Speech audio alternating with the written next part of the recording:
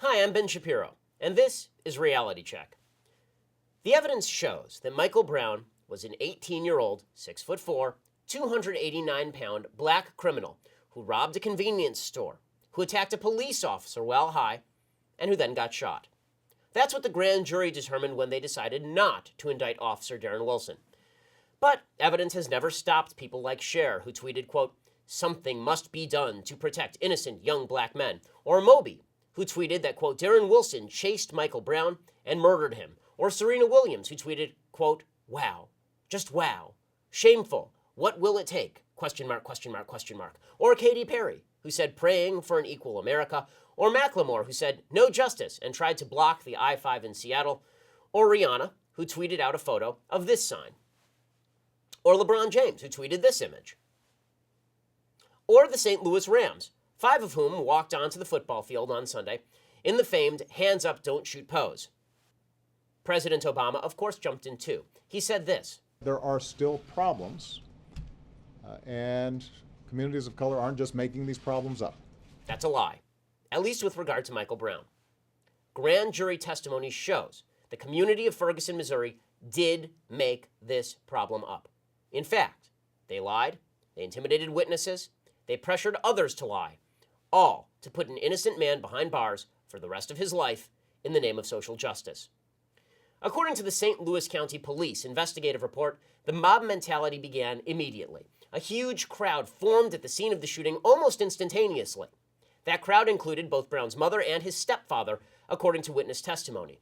The police report states, quote, "The investigation of the scene was interrupted several times by death threats directed toward police officers and gunshots being fired by unknown persons around the crime scene."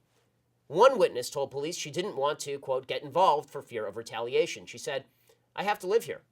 An adult male near the scene, quote, commented to detectives as they walked by that he witnessed the incident and that the officer was in the right and did what he had to do. He added that the statements being made by bystanders in the complex were inaccurate. The male indicated he was not making any further comments or identifying himself. 2 more witnesses, one male, one female, said they were afraid to speak about what they witnessed.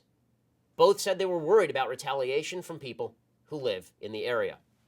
Still another witness said threats had been made to the residents of Canfield Green apartment complex, which is situated just outside the shooting zone. He said notes had been posted on various apartment buildings threatening people not to talk to cops and that gunshots were still being fired every night. He said there were at least 10 other people who were outside and saw exactly what happened. He said Wilson told Brown to get down and that Brown never raised his hands. In FBI interviews, witnesses repeated such accusations. Witness 10, whose account backed Wilson's story, said, quote, "I just wanted to come forward and just tell it how I seen it, because I feel like it's very rare that somebody's going to come forward and tell actually what happened." Witness 14 stated, quote, "You have to understand the mentality of some of these young guys. They have nothing to do. When they can latch onto something, they embellish it because they want something to do. The majority of them do not work. All they do is sit around and get high all day."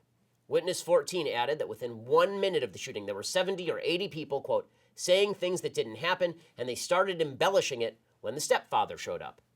That would be this stepfather, Lewis Head.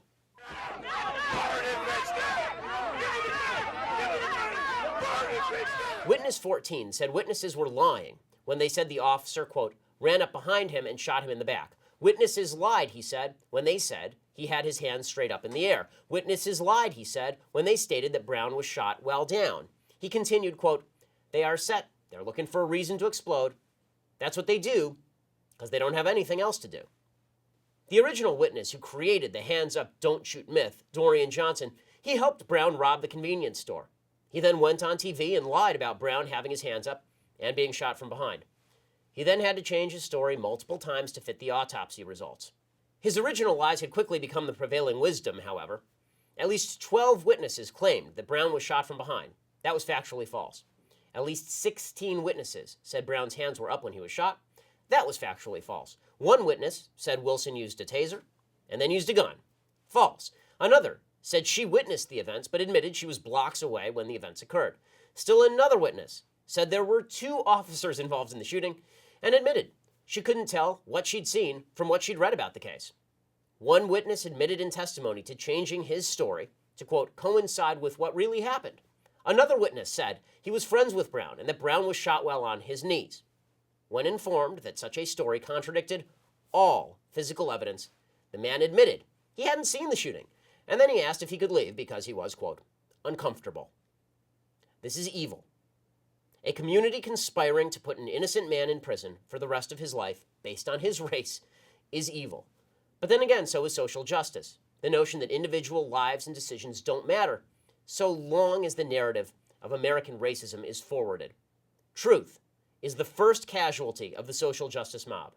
And in Ferguson, and now across America, that mob runs wild. Please subscribe to our YouTube channel or click here to give a quick donation.